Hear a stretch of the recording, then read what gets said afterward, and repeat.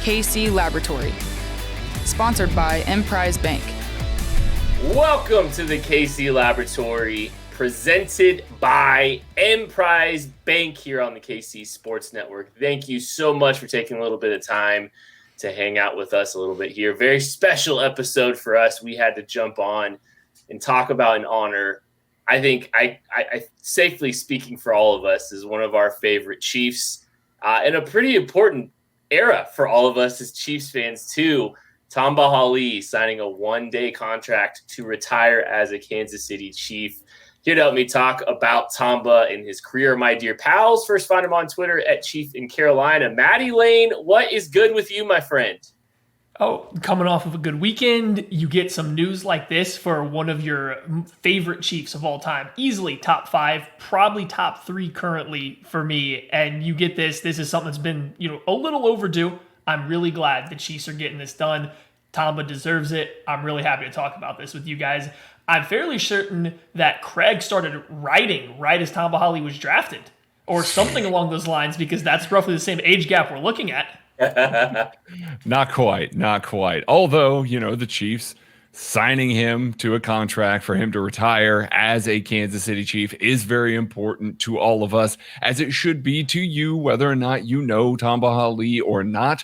The last time that the Chiefs signed some players to retire as Chiefs, they won the Super Bowl. So this is a positive thing. We are already lining up the offseason in the correct way here. We're getting our ducks in a row. That's what we missed last year. That COVID really ruined it for multiple reasons. We didn't realize what those all were yet, but that's clearly one of them, because they didn't get to do that last year. Might be one of the reasons why we are seeing that this year for Tamba Hali rather than last year.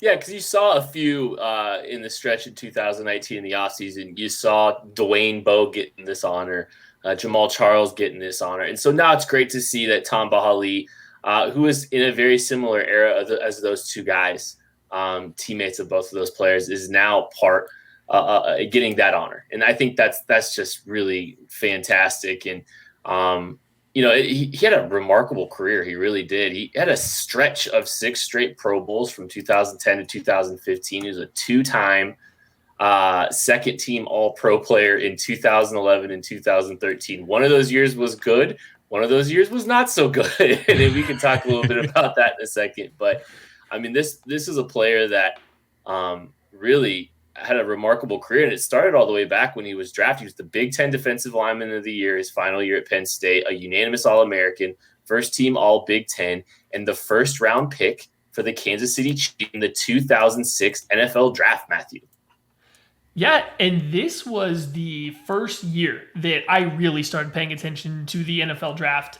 And before that, I was a fan of the NFL Draft. I really was.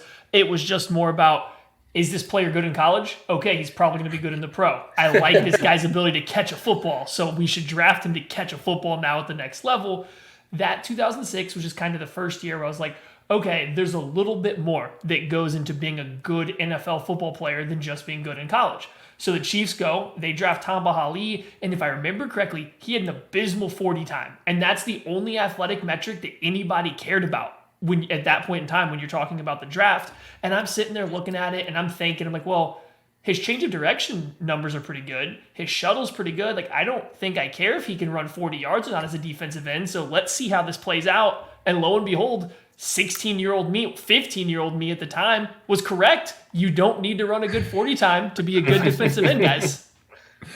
Oh, good old Matty. Really getting past the 40 times early, not getting stuck on that. Yeah, I mean, he was a Senior Bowl MVP when he came out, and he's in the Senior Bowl Hall of Fame. Like, he has really kind of gone through several different iterations. Like, he's been good for a very long time. He was good at Penn State, came into the NFL, was on some really, really, really awful teams. I mean, super awful teams, including some that lacked some serious pass rush. Even with him on there, not necessarily his fault. It's just very easy to focus on a singular dude. And then he had to make a transition he played defensive tackle for a long time, transitioned to 4-3 defensive end, and then transitioned to 3-4 outside linebacker. And that entire time, He had production.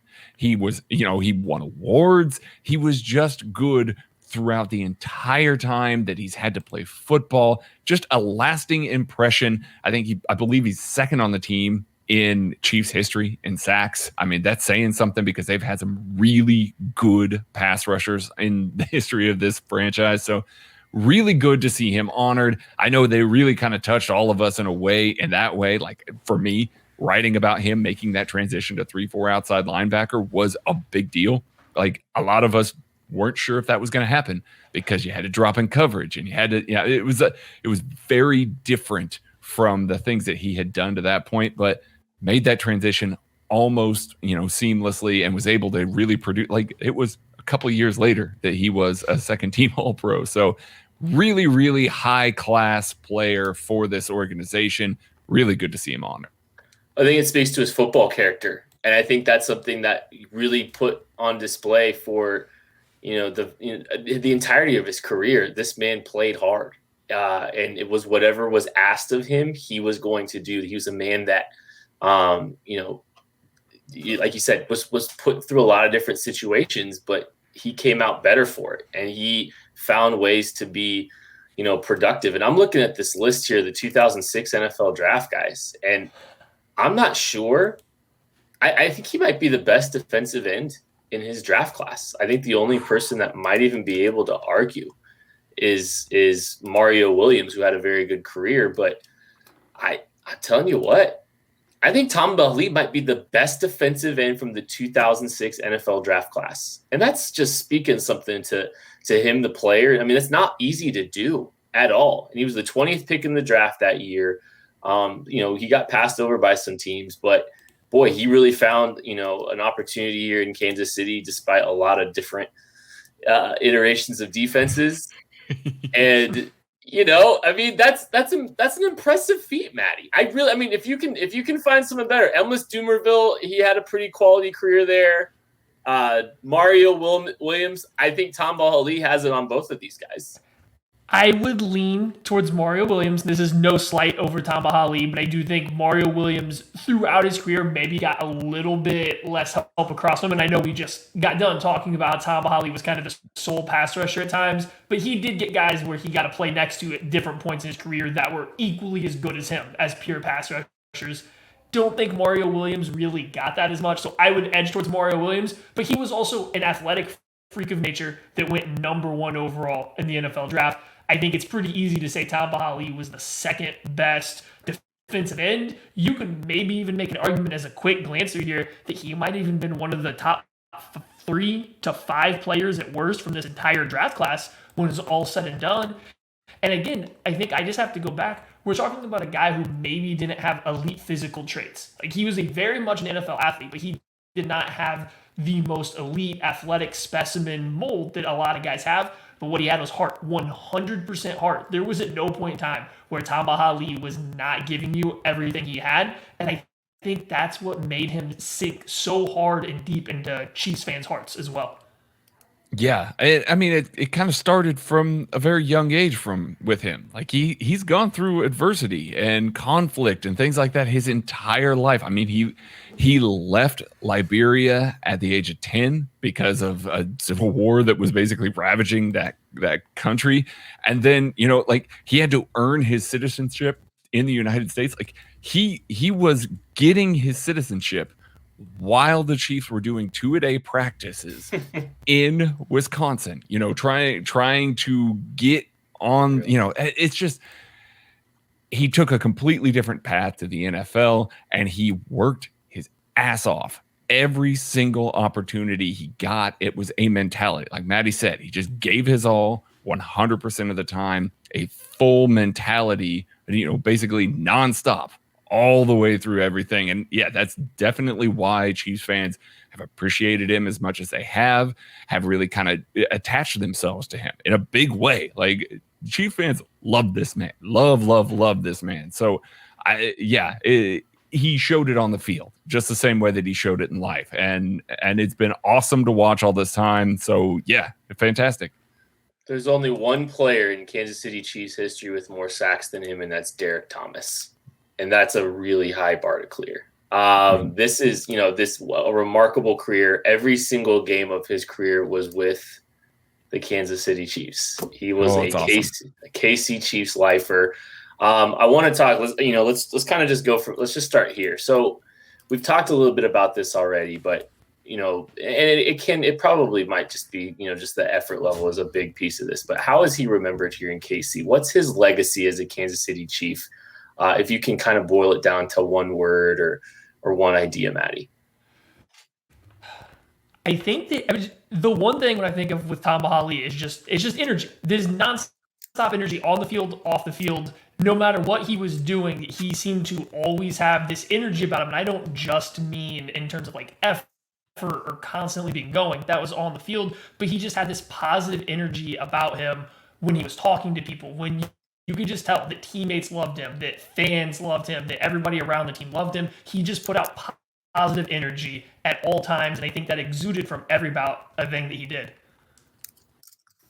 Yeah, that's exactly what he did at all times. Like it's you saw it on the sidelines. Even when he wasn't playing, you saw this man on the sidelines. He was the very definition of an energy giver. Andy Reid likes to use that definition a lot, and that's exactly what he was. And that's the lasting impact, that nonstop all-go energy, lifting teammates up. When the offense is on the field, he's the guy that's just as loud as the fans, except he's standing right next to Andy Reid or Todd Haley or, whoever it was. Like it was there always. And so it was just very, very difficult to not see him and the energy that he brought when he couldn't be on the sidelines. And so that is his lasting impression. That is his lasting effect, because there were a lot of teams in there that were bad. There were a lot of teams that were in there that were really, really good as well. He got to find some success later on in his career, which was awesome for him. But then when that wasn't there, it just kind of felt like there was a hole, because a Tamba-sized hole, if there was, because there wasn't that just abundance of that bright shining light of energy that's standing there on the sidelines, making sure that everybody knows that he's there. There was a fierce level of loyalty to the Chiefs. That's something that I see as part of when I'm looking at his legacy, and you would hear and kind of pay attention to some of the things and how he would say them down the stretch of his career. And it was just this man and the Chief. This is not a slander or dunking on the Chiefs in any way, shape, or form when I say this. So please don't take it like that. The Chiefs didn't give him much to be loyal about. And I mean that from a win-loss perspective. He went through some regime changes that were absolutely brutal. And he went through an era of football and one of the blackest marks in the history of this organization in 2012. And it wasn't like it was perfect before that either. Some really difficult, eras to be part of. And he was the bridge. He was a guy that was able to bridge the gap. One of the few players that was able to bridge the gap, from average, mediocre football to, some of the darkest moments in the history of this organization to ushering in the Andy Reid era. And he was a guy that wanted to be a part of this despite all of the years for this football team and the highs and lows. He was there. He was steady.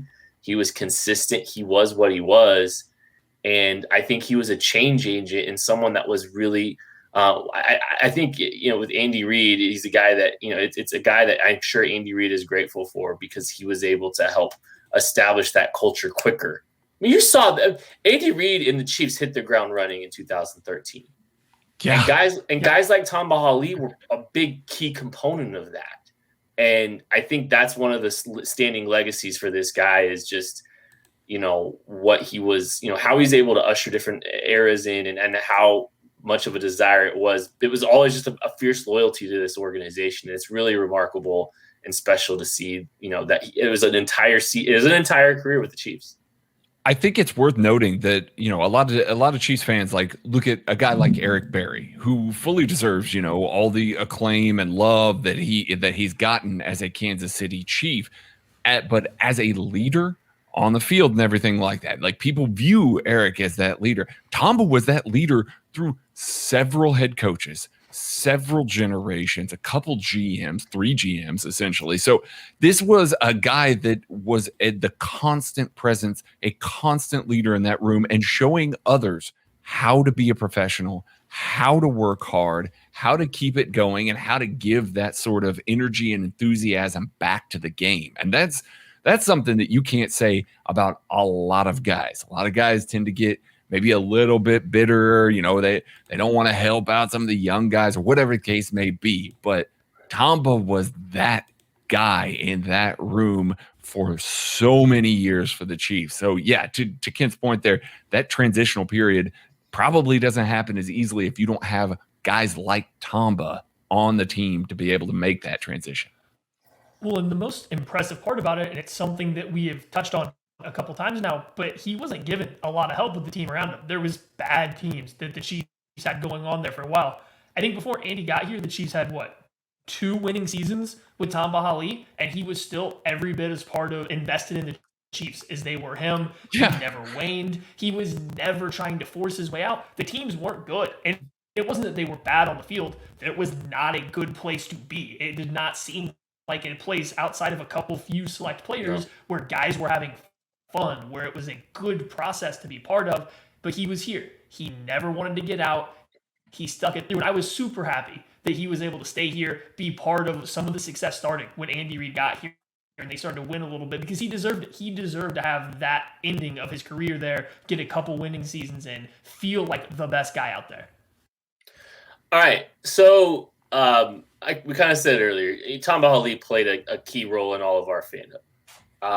And I would just want to know, just from your guys' perspective, just, what he meant to you as a Chiefs fan, just kind of try to encompass that for people, for you personally, what he meant to you as a fan of this football team.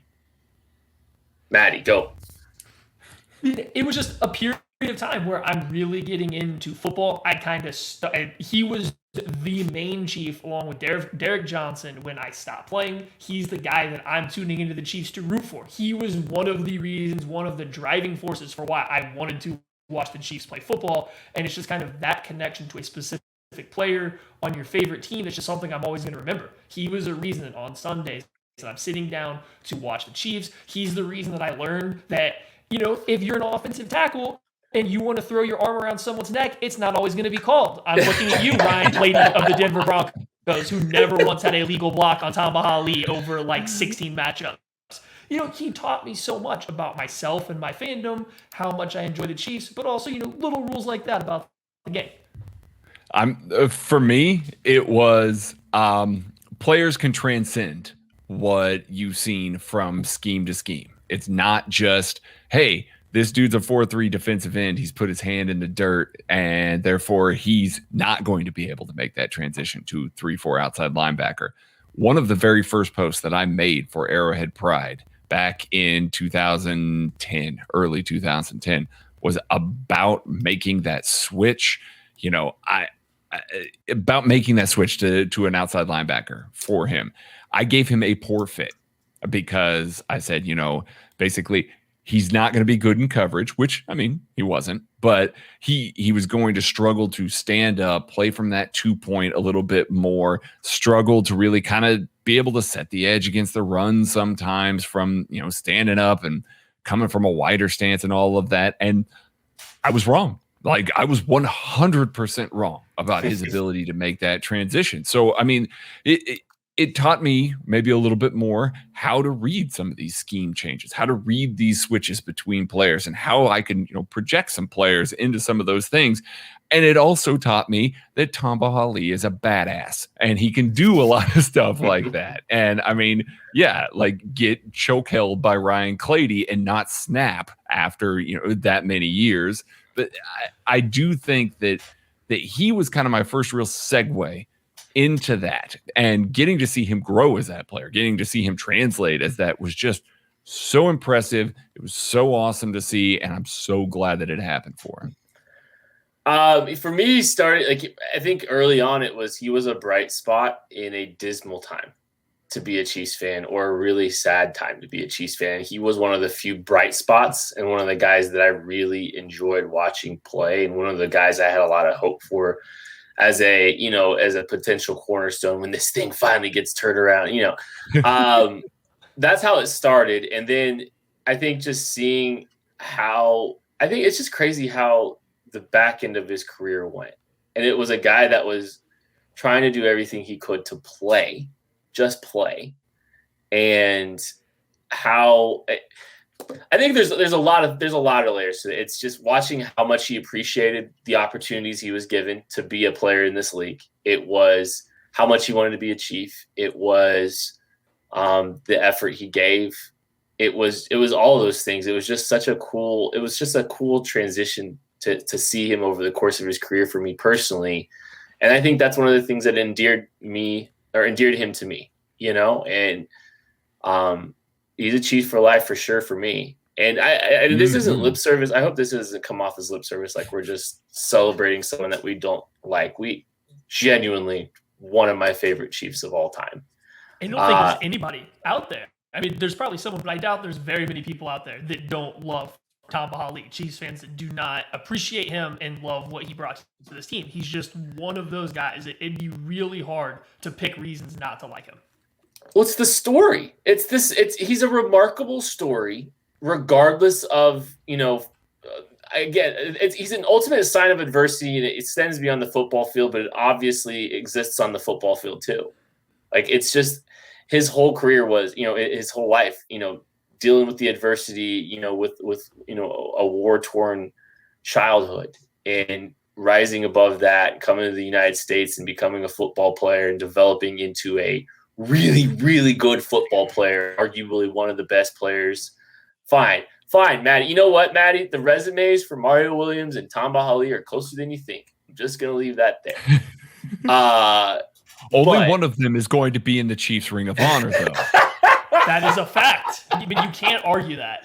You can't argue it. Look, Mario Williams. I have many less good memories about Mario Williams than I do Tamba Hali. Absolutely. So, I mean, I guess that settles it. Tamba Hali was the best player in the entire draft that year. Mario Williams has 8 more sacks, a first-team All-Pro under his belt. Tamba has twice the forced fumbles in his career. I'm just saying.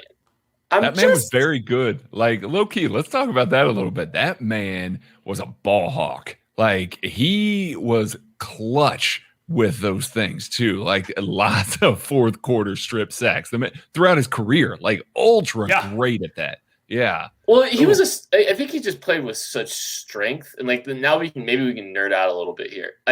Maddie was talking about maybe not the athletic profile being perfect, but I think he was a dense player, and maybe he didn't have the same kind of athletic traits that some guys do from a testing perspective. But if you adjusted for his density, and he was just and this is a good thing. He's a dense, powerful defensive end. Brett Veach would love peak Tamba. Because Brett Veach loves players. It starts with the power, playing through power.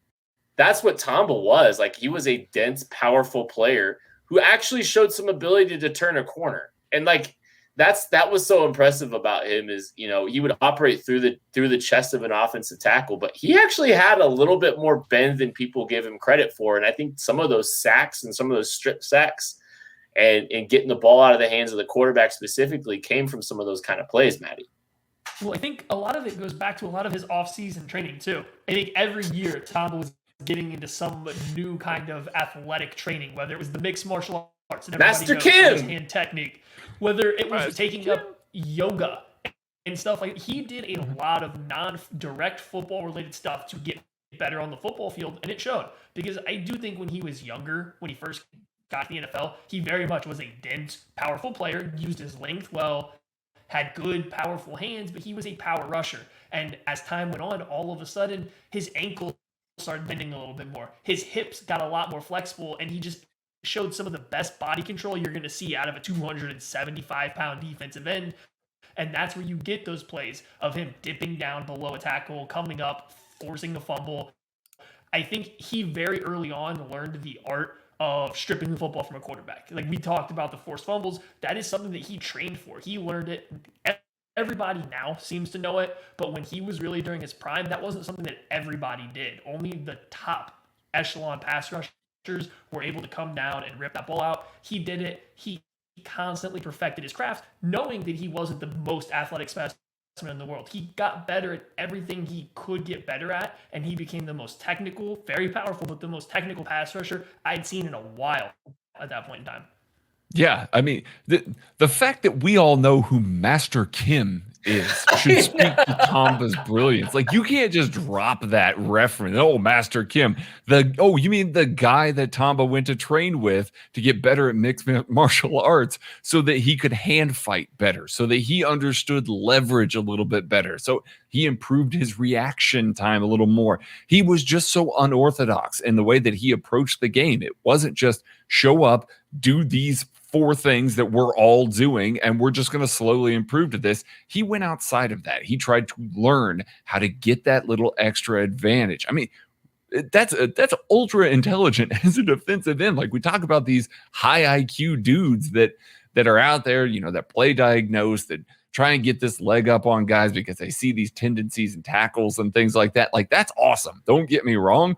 Tamba went, okay, I can do that too, but I'm going to take it to this level, and I'm going to hit this dude with some jujitsu that he's not seen before because other defensive ends aren't out here, doing this stuff. So it was awesome the way that he kind of changed the way that happened, to the point where other Chiefs pass rushers were there with Master Kim, and Master Kim started getting work with defensive ends because people were watching Tamba swiping the ball away, clearing tackles' arm, able to work through all these different things and be the pass rusher that he was. People started clamoring to go to this Master Kim guy just because Tamba's out here wrecking havoc on the league after having a good season or two working in the offseason with Master Kim. It's just awesome to have that kind of approach. Just shows the different line of thinking that he had. When you said transcendent earlier, and I think this is one of those areas, I'm sure other pass rushers had worked with mixed martial artist guys before to work on their hand technique, but this Tamba Hali stuff, because he was really good, it really blew up, and it caught on not only with the Chiefs organization, but all around the NFL. Guys all of a sudden are working with not directly related to football kind of athletic trainers to get better in specific areas, specifically mixed martial arts, and now all of a sudden everyone's coming out waxing on and waxing off like they just watched the Karate Kid, keeping their chest clean, and they're all of a sudden, all these pass rushers are getting better. I can only imagine how fun Tamba Hali would have been to have at these Von Miller's pass rush summit that they have going on right now. He would have taught so many guys around the league how to rush the passer in a way they never thought about before, and he kind of was. That's why I want to go back. Transcendent. In a time where guys weren't sharing tips and tricks that much, I really do think a lot of NFL players looked at Tamba Hali and said, I want to do what that guy's doing because he's making it look really cool and it's working really well. We saw a little bit of that. Is that you were about to tell the Joey Bosa thing? Like, that's my story that I want to close on. Sorry. You know what? We're going to transition to that right now. Thanks a lot, Craig. I want to all go around and talk about I want to talk about our favorite Tamba Hali stories.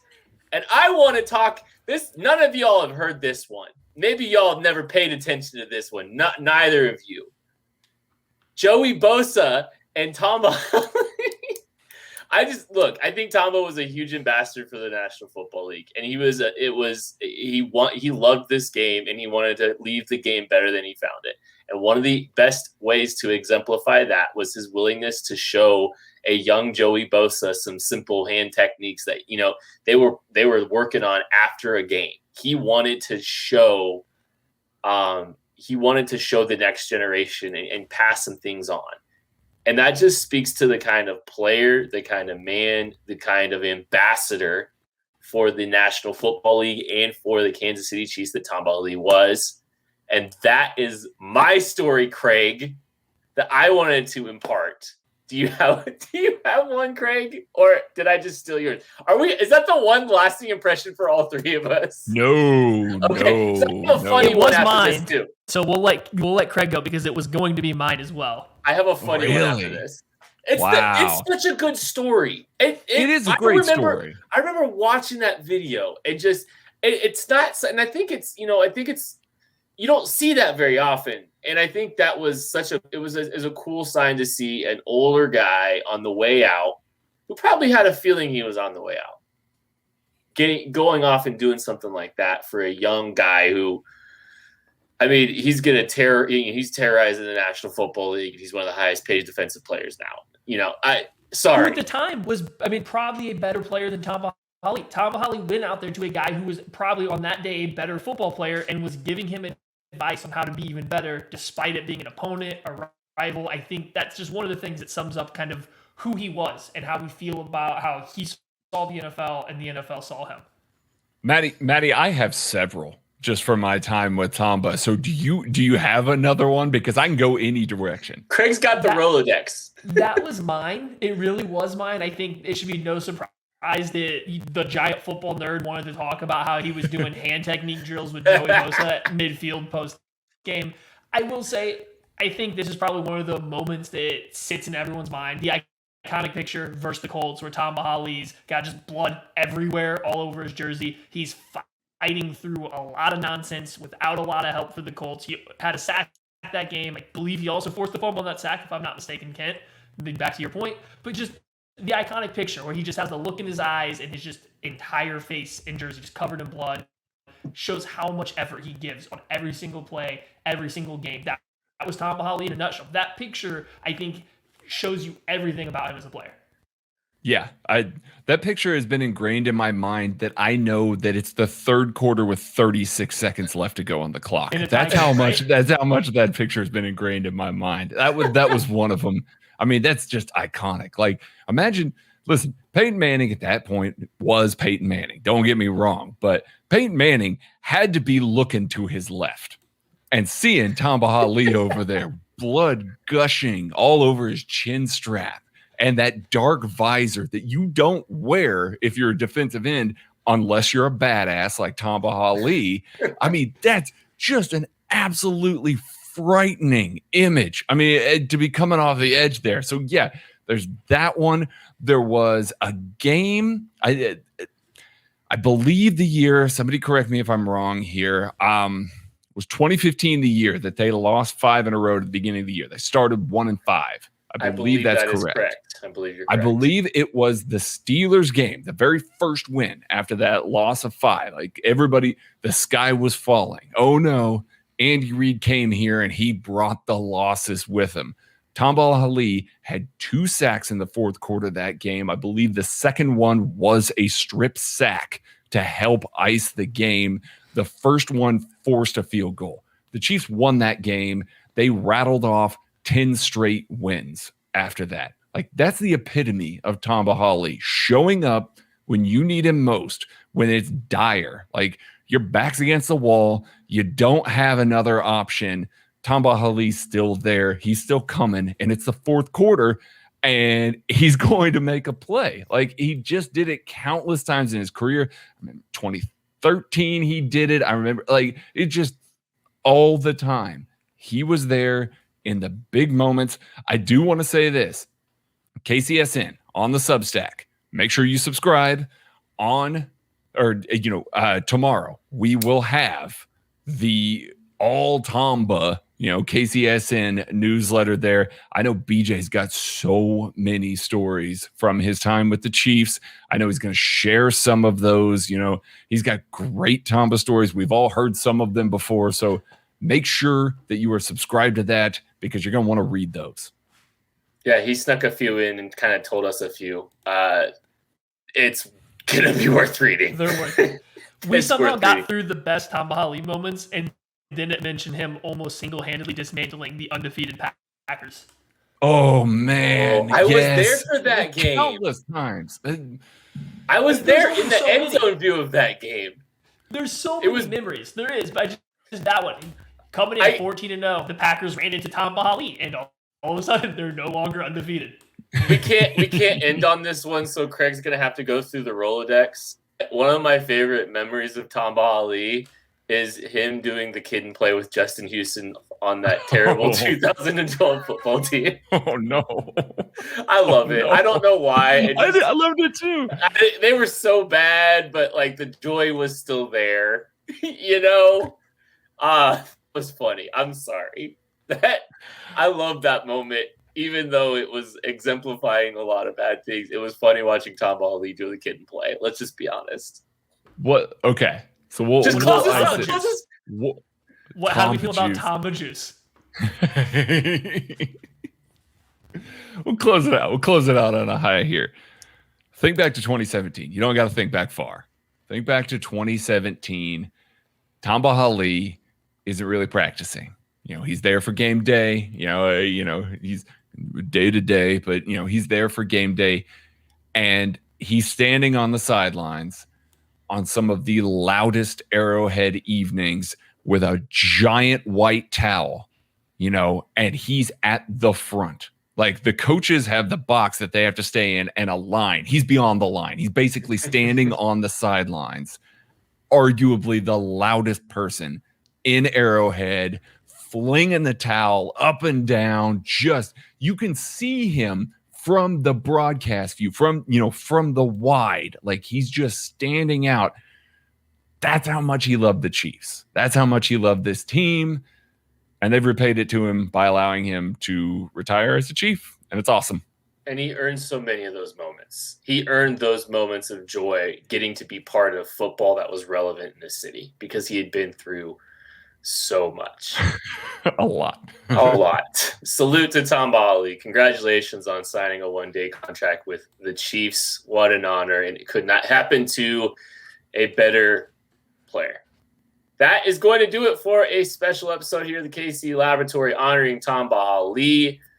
Thank you so much for listening, reading, watching the KC Sports Network presented by Emprise Bank. Be on the lookout for everything going on here at KCSN. We'll catch you later.